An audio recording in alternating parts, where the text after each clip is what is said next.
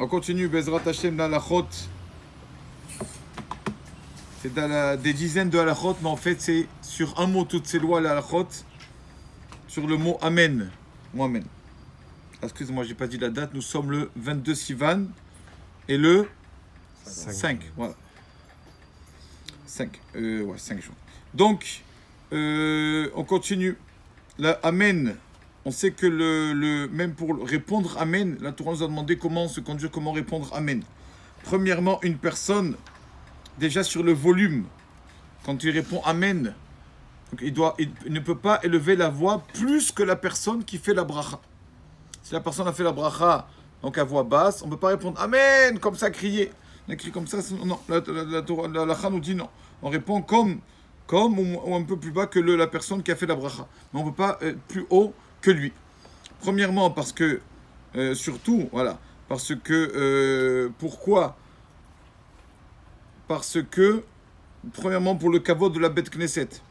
Premièrement, quand une personne se trouve dans la synagogue, on ne peut pas crier dans la synagogue. On sait que même parler, on ne peut pas.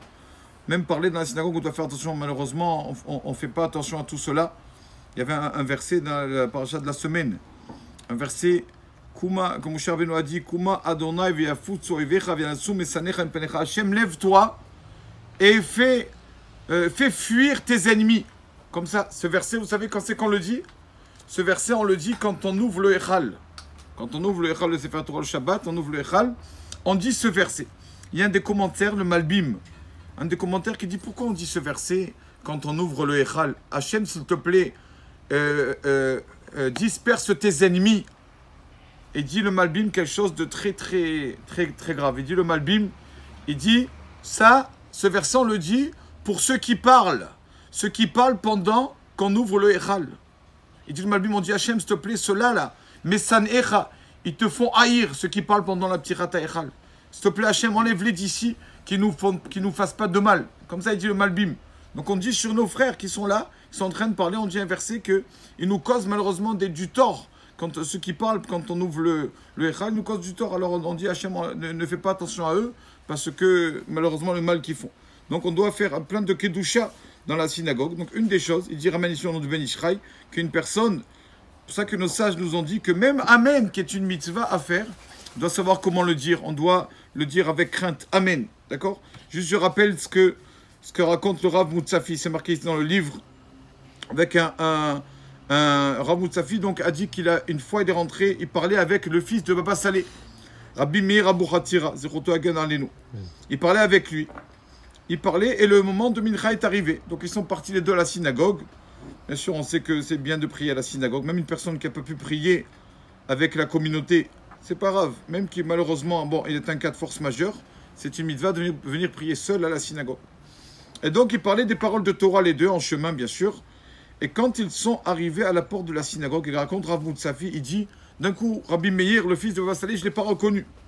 Ses mains ont commencé à trembler. Et on voyait sur sa face la crainte vraiment quand il est rentré à la synagogue. Quand il est rentré à la porte de la synagogue, d'abord il a attendu 30 secondes. Hatzidaka. Il s'est prosterné vers le Echal. Quand on rentre à la synagogue, on va se prosterner vers le Echal. Et il est rentré vraiment Bepachat Gadol avec crainte dans la synagogue. Il est allé vers le Echal. Rabbi Meir, le fils de Baba Saleh, il a embrassé le Echal, il a laissé faire Torah. Après, il a marché en arrière pour ne pas donner le dos au Echal. Et donc, il a demandé au Rav Moutsafi, viens. Où il lui a dit de venir? Il a dit, viens, on va chez les femmes. Pourquoi? Pour parler des paroles de Torah. Parce qu'il marque ici, même le Harizal, Rabbi Yitzhak Luria, le Harizal qui était kabbaliste, même des paroles de Torah, il ne disait pas dans la synagogue. Pourquoi? Quel est le problème de ne pas dire des paroles de Torah dans la synagogue? Il dit parce que dans les paroles de Torah, des fois, on peut dire une parole profane, ou une petite rigolade, ou une blague ou quoi, et pour le kavod de la synagogue, comme ça, ils faisaient les rabbanim avant. Malheureusement, bon, aujourd'hui, ce n'est pas comme ça. Mais avant, même des paroles de Torah, ils ne disaient pas de peur, chas v'shalom, de dire une plaisanterie ou quoi. Combien ils faisaient attention au kavod de la synagogue. Pour ça, il dit une personne, quand il répond au kaddish dans la synagogue, tout ça, il doit répondre avec crainte. Amen, yehe, shemé rabba. Et pas crier Amen, il n'est pas celui dans le salon. Il se trouve dans la maison d'Akadosh Baruch Hu. Deuxième chose, une personne, il arrive, si bon, il n'est pas encore au niveau de mettre la kippa toute la journée, et il se trouve que bon, il est sans kippa, et il entend un kaddish ou une bracha ou quoi. Quoi, il est sans kippa, la tête découverte. Quand même, il peut répondre Amen. D'accord? S'il peut, au moins, il met la main sur sa tête. C'est connu que le mieux, c'est qu'il mette un habit, genre la manche de son habit ou quoi. Pas sa main vraiment. Mais même s'il n'a pas tout ça, il peut répondre Amen Yeshimerabba pour pas Chas Shalom, comment on dit, pour pas rater cette occasion-là de répondre, de dire Amen. On sait que la Gemara dit Gadol Aone, Yoter Minavarer. Qui c'est le plus grand? Qui c'est qui est au niveau le plus élevé? Celui qui fait la bracha ou celui qui répond Amen? La Gemara dit celui qui répond Amen. Pourquoi? Parce que Amen, c'est la fin de la bénédiction. Et quelqu'un qui commence une mitzvah, c'est bien. Mais quand on commence et on ne finit pas, c'est pas bien. Donc celui qui finit la mitzvah a plus de mérite que celui qui la commence. On a vu que la mitzvah nikret al-shem gomra. Quelqu'un qui commence qu'une mitzvah et un autre la finit. La mitzvah, c'est celui qui a fini la mitzvah. Donc c'est pour ça que une personne doit faire attention quand il répond Amen. D'accord, il doit faire attention comment le répondre. Et bien sûr aussi, essayer d'avoir la Bezrat Hashem, on l'a dit déjà, que les Amen, il y a plusieurs explications pour les Amen, plusieurs sens. Le mot Amen, il y a plusieurs sens. Il y a un Amen qui veut dire c'est vrai.